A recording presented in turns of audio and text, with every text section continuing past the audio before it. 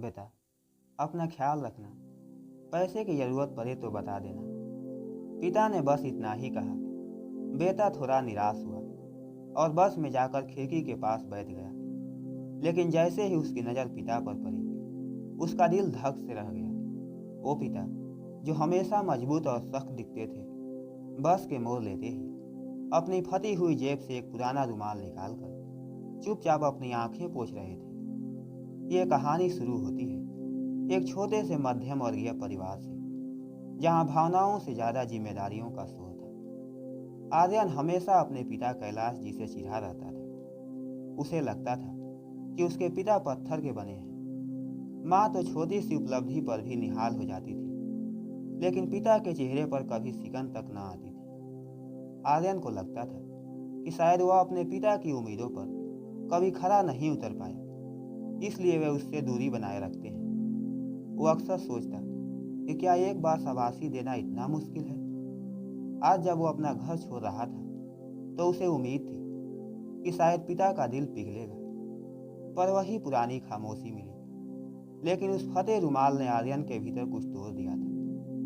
बस आगे बढ़ रही थी, लेकिन आर्यन का मन बस स्टैंड पर ही थिरका हुआ था। उसे अपना बचपन याद आने लगा। एक बार जब उसे स्कूल के वार्षिक उत्सव में प्रथम पुरस्कार मिला था, तो माँ ने उसे गले लगा लिया था। पूरे मोहल्ले में मिठाई बांटी थी, लेकिन पिता वो कोने में बैठकर चुपचाप अखबार पढ़ते रहे। उन्होंने बस इतना ही पूछा था, अगली कक्षा की किताबें ले ली? आर्यन को तब बहुत बुरा लगा था। उसे लगा कि पिता को उसकी सफलता की कोई खुशी नहीं है। लेकिन आज उसे याद आया कि उसी शाम पिता उसके लिए एक नई साइकिल लाए थे। वो साइकिल कहाँ से आई, इसका हिसाब आर्यन ने कभी नहीं मांगा। उसे लगा कि यह तो पिता का कर्तव्य है, पर आज उस रुमाल को देखकर उसे समझ आया कि शायद उस साइकिल के लिए पिता ने अपनी कई इच्छाओं का गला घोटा होगा। पिता का प्यार शब्दों में नहीं, बल्कि उन चुपचाप लाए गए उपहारों में छिपा था, जिन्हें आर्यन ने हमेशा अपना अधिकार समझा। शहर पहुंचकर आर्यन ने एक नए जीवन की शुरुआत की। ऑफिस की भागदौड़ के बीच वो अक्सर घर पर फोन करता। माँ से घंटों तक बातें होती, लेकिन जब फोन पिता के पास आता तो बातें सिमट कर 2 मिनट पर आ जाती। खाना खा लिया? काम कैसा चल रहा है? पैसे कम तो नहीं पड़े? बस यही 3 सवाल। आर्यन चिढ़कर फोन रख देता। उसे लगता कि पिता के पास उसके लिए कोई नई बात नहीं है। एक दिन ऑफिस में आर्यन का प्रमोशन हुआ। उसने खुशी खुशी माँ को फोन किया। माँ ने रोते हुए उसे दुआएं दी। फिर फोन पिता को मिला। पिता ने शांत स्वर में कहा, अच्छी बात है, मेहनत जारी रखो। आर्यन को फिर वही अधूरापन महसूस हुआ। उसे लगा कि उसके पिता कभी उसकी खुशी में शामिल नहीं हो सकते। लेकिन उसे यह नहीं पता था कि उसी रात पिता ने अपनी पुरानी डायरी में लिखा था, आज मेरा बेटा बड़ा आदमी बन गया, मेरी मेहनत सफल हुई। वक्त का पहिया घूमता रहा। आर्यन अब अपने काम में पूरी तरह रच बस गया था। एक दिन अचानक उसे घर से फोन आया कि माँ की तबीयत खराब है। वह भागकर गांव पहुंचा। घर में अजीब सी उदासी थी। उसने देखा कि पिताजी माँ के सिरहाने बैठे थे। उनके हाथों में दवाइयों का पर्चा था और चेहरे पर गहरी चिंता की लकीरें। आर्यन ने गौर किया कि पिताजी के बाल पूरी तरह सफ़ेद हो चुके थे और उनके चश्मे का फ्रेम वही पुराना था जो उसने बचपन में देखा था। आर्यन ने माँ से पूछा, पापा ने अपना चश्मा क्यों नहीं बदला? माँ ने धीरे से कहा, वो कह रहे थे जब तक काम चल रहा है नए की क्या जरूरत। आर्यन की पढ़ाई और भविष्य के लिए पैसे बचाना जरूरी है। आर्यन सन्न रह गया। उसे याद आया कि उसने पिछले महीने ही एक महंगा ब्रांडेड चश्मा खरीदा था, जबकि उसके पिता 10 साल पुराना फ्रेम पहनकर काम चला रहे थे। आर्यन ने तय किया कि वह अब पिताजी के साथ ज़्यादा समय बिताएगा। उसने गौर करना शुरू किया कि पिताजी सुबह 4 बजे उठकर घर के सारे काम निपटा लेते थे ताकि माँ को आराम मिल सके। वे चुपचाप रसोई में चाय बनाते, बिना किसी आहत के। आर्यन ने एक दिन पिता से पूछा, पापा, आप थकते नहीं? पिता ने उसकी ओर देखा और हल्की मुस्कान के साथ कहा, थकने का विकल्प केवल उन्हीं के पास होता है जिनके पास जिम्मेदारियां नहीं होती। यह वाक्य आर्यन के दिल में तीर की तरह चुभा। उसे एहसास हुआ कि जिसे वह पिता की कठोरता समझता था, वो दरअसल उनकी सहन शक्ति थी। वे एक ऐसे वट वृक्ष थे जो खुद धूप में तप रहे थे ताकि परिवार को छांव मिल सके। आर्यन को अपनी पुरानी शिकायतों पर शर्म आने लगी। उसने महसूस किया कि पिता का मौन कोई बेरुखी नहीं, बल्कि एक गहरी तपस्या थी जिसे वे अपने परिवार के लिए कर रहे थे। एक दोपहर आर्यन पिता के पुराने संदूक की सफाई कर रहा था। वहां उसे एक पुरानी फाइल मिली। उसे लगा कि शायद जमीन के कागजात होंगे, पर जब उसने उसे खोला तो उसकी आंखें भर आई। उस फाइल में आर्यन के बचपन से लेकर अब तक की हर छोटी बड़ी उपलब्धि के सर्टिफिकेट सहेज कर रखे गए थे। यहाँ तक कि लोकल अखबार की कटिंग भी थी जिसमें आर्यन का नाम एक सामान्य प्रतियोगिता में आया था। फाइल के आखिरी पन्ने पर एक चिट्ठी थी जो पिता ने कभी पोस्ट नहीं की थी। उसमें लिखा था, आर्यन, मैं तुमसे बहुत प्यार करता हूँ, पर कहना नहीं आता। मुझे डर लगता है कि अगर मैं नरम पड़ गया तो तुम्हें जीवन की मुश्किलों से लड़ने के लिए तैयार कौन करेगा? मैं चाहता हूँ कि तुम चट्टान की तरह मजबूत बनो, इसलिए मुझे पत्थर बनना पड़ा। आर्यन का गला भर आया। आर्यन को अब समझ आने लगा था कि पिता का वह ख्याल रखना कहना महज एक वाक्य नहीं, बल्कि एक सुरक्षा कवच था। उसने गौर किया कि जब भी वह घर से बाहर निकलता, पिता दरवाजे तक नहीं आते थे, लेकिन खिड़की के पीछे से उसे तब तक देखते रहते जब तक वह ओझल न हो जाए। एक बार आर्यन ने जानबूझकर पीछे मुड़कर देखा। पिता तुरंत हट गए। इस लुक्का छिपी के पीछे जो अगाध प्रेम था, वह किसी भी कविता या कहानी से बड़ा था। आर्यन ने सोचा कि हम अक्सर माँ के आंसुओं को तो देख लेते हैं क्योंकि वे बहते हैं, पर पिता के उन आंसुओं का क्या जो अंदर ही अंदर सूख जाते हैं, जो आंखों तक पहुंचने से पहले ही जिम्मेदारी की गर्मी से भाप बन जाते हैं। पिता का प्रेम प्रदर्शित नहीं होता, वह केवल महसूस किया जा सकता है। शहर वापस जाने का समय आया। इस बार आर्यन का नजरिया बदल चुका था। वह बस स्टैंड जाने के लिए तैयार हो रहा था। उसने देखा कि पिता उसकी अटैची में कुछ रख रहे थे। आर्यन चुपचाप देखता रहा। पिता ने उसमें कुछ फल और एक लिफाफा रखा। बस स्टैंड पहुंचकर इस बार आर्यन ने इंतजार नहीं किया कि पिताजी कुछ कहें। उसने आगे बढ़कर पिताजी के पैर छुए और उन्हें गले लगा लिया। पिता थोड़े सकपका गए, जैसे उन्हें इसकी आदत न हो। उनका शरीर थोड़ा सख्त हुआ, पर अगले ही पल आर्यन ने महसूस किया कि पिता के हाथ कांप रहे थे। पिता ने आर्यन की पीठ पर धीरे से हाथ रखा। वह स्पर्श किसी भी महान सम्मान से बड़ा था। पिता ने धीरे से कहा, पहुंच कर फोन करना। आर्यन ने देखा पिता की आवाज़ भारी थी। बस में बैठकर आर्यन ने वह लिफाफा खोला। उसमें कुछ पैसे थे और एक छोटा सा नोट।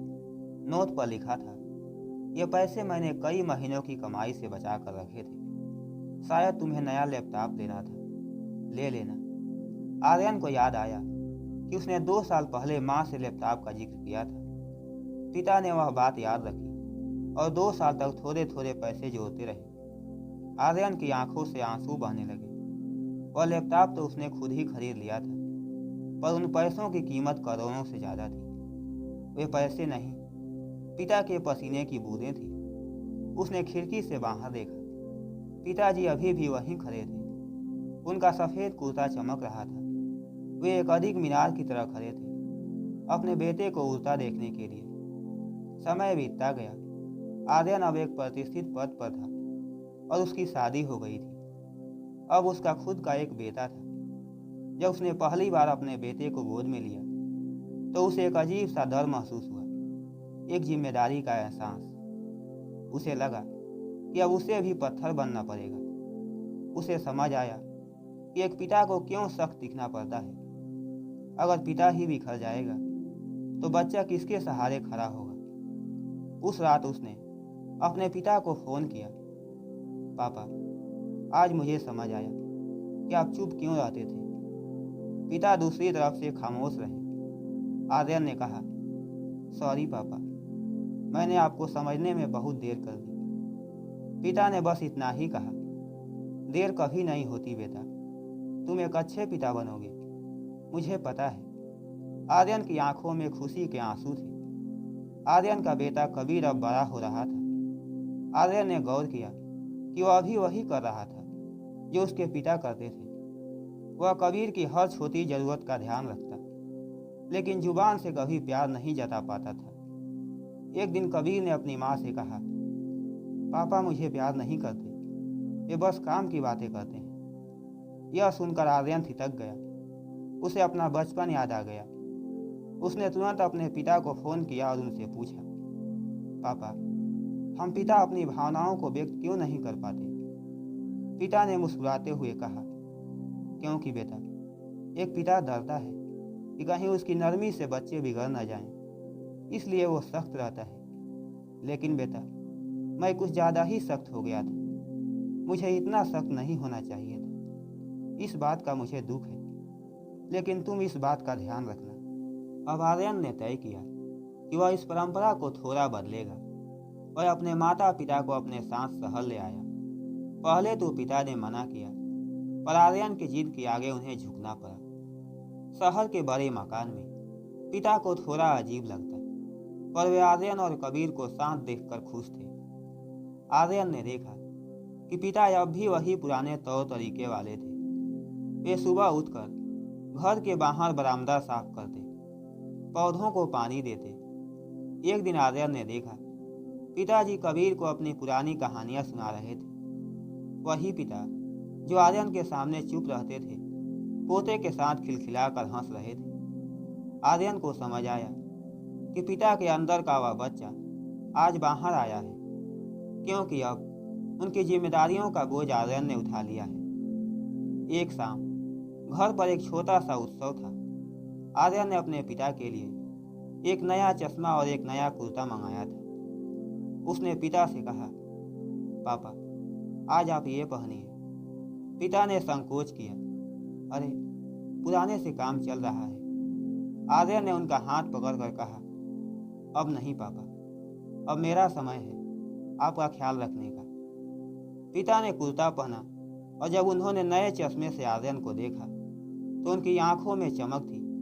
उन्होंने आर्यन के सिर पर हाथ रखा, जैसे आशीर्वाद दे रहे हों। उस दिन आर्यन को एहसास हुआ कि पिता को उपहारों की जरूरत नहीं थी, उन्हें बस इस सम्मान और स्वीकारता की तलाश थी। पिता का मौन अब आर्यन के लिए एक संगीत बन गया था, जिसे वह हर रोज सुनता था। जीवन हमेशा एक जैसा नहीं रहता। अचानक पिता की तबीयत बिगड़ने लगी। अस्पताल के चक्कर शुरू हो गए। आर्यन ने अपना सारा काम छोड़ दिया और पिता की सेवा में लग गया।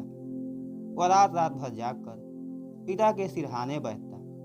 एक रात पिता ने आर्यन का हाथ पकड़ा और धीरे से बोले, बेटा, ऑफिस जाओ, काम का नुकसान होगा। आर्यन की आंखें भर आई। इस हालत में भी पिता को बेटे की करियर की फिक्र थी।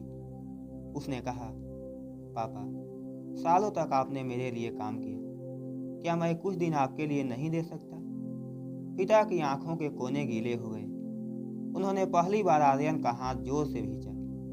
उस स्पर्श ने बिना कहे हजारों शब्द कह गए थे। धीरे धीरे पिताजी ठीक होने लगे और घर वापस आ गए। आर्यन ने अब अपनी दिनचर्या बदल दी थी। वह हर रोज शाम को पिता के साथ बैठकर चाय पीता। वे ज्यादा बातें नहीं करते थे, बस चुपचाप बैठते। पर वह खामोशी अब आर्यन को चुभती नहीं थी। उसे समझ आ गया था कि दो लोगों के बीच का रिश्ता शब्दों का मोहताज नहीं होता। एक दिन पिता ने आर्यन से कहा, तुमने मेरा फटी जेब वाला रुमाल देखा था ना, उस दिन बस स्टैंड पर। आर्यन चौंक गया। पिता ने आगे कहा, वो फटा नहीं था, वो पुराना था। क्योंकि वह तुम्हारी माँ ने मुझे पहली बार तोहफे में दिया था। मैं उसे फेंक नहीं पाया। आर्यन को लगा कि पिता की हर पुरानी चीज के पीछे एक कहानी और एक जज्बात छिपा है। आर्यन ने एक डायरी लिखना शुरू किया जिसका शीर्षक था पिता की खामोशी के शब्द। उसने उस डायरी में पिता की उन छोटी छोटी आदतों को लिखना शुरू किया जिन्हें वह बचपन में अनदेखा कर देता था। कैसे पिताजी अपनी पसंद की सब्जी छोड़कर आर्यन के पसंद की चीजें बनवाते थे। आर्यन चाहता था कि कबीर बड़ा होकर यह डायरी पढ़े और जान सके कि उसका अस्तित्व किन कुर्बानियों की नींव पर खड़ा है। एक दिन कबीर का स्कूल में रिजल्ट आया। वह प्रथम आया था। आर्यन ने उसे गले लगाया और शाबाशी दी। फिर वह कबीर को पिताजी के पास ले गया। पिताजी ने कबीर के सिर पर हाथ रखा और अपनी दराज से एक छोटी सी चॉकलेट निकाल कर उसे दी। आर्यन ने मुस्कुराते हुए पिता को देखा। उसे याद आया कि उसे कभी चॉकलेट नहीं मिली थी, पर उसे दुख नहीं था, उसे खुशी थी कि उसके पिता अब अपनी भावनाओं को थोड़ा थोड़ा व्यक्त करने लगे हैं। शायद पिता भी समय के साथ बदल रहे थे, या शायद आर्यन ने उन्हें देखने का नजरिया बदल दिया था। प्यार हमेशा वही था, बस उसके स्वरूप बदल गए थे। आर्यन ने अपने जीवन में जो कुछ भी हासिल किया था उसे वह अपने पिता का निवेश मानने लगा था। समय का निवेश, पसीने का निवेश और सबसे बढ़कर उस मौन का निवेश जिसने आर्यन को आत्मनिर्भर बनाया। आज आर्यन एक सफल और एक बेहतर इंसान है। वह जब भी पिता के बारे में सोचता है उसकी आंखों में सम्मान के आंसू आ जाते हैं। पिताजी अब बूढ़े हो चुके हैं पर उनकी आंखों में अब एक सुकून है, यह देखने का सुकून कि उनका बेटा न केवल सफल इंसान है बल्कि संवेदनशील भी है। दोस्तों, पिता का प्यार वह ढाल है जो हमें दुनिया की ठोकरों से बचाती है, भले ही वह ढाल खुद कितनी भी जख्मी क्यों न हो। हम अक्सर उस चमक को देखते हैं जो बाहर दिखती है, पर उस नींव को भूल जाते हैं जो बोझ सहती है। पिता वह नींव है, वे हमारी सफलता के मंच के पीछे के वो कलाकार हैं जो कभी पर्दे के सामने नहीं आते। यह कहानी यहीं खत्म नहीं होती, यह हर उस घर में फिर से शुरू होती है जहां एक पिता अपनी फटी जेब में अपनी सारी इच्छाएं दबाकर अपने बच्चों के सपनों को उड़ान देता है। मेरे प्यारे दोस्तों, ये कहानी आपको कैसी लगी? आप अपनी राय कमेंट बॉक्स में दे सकते हैं।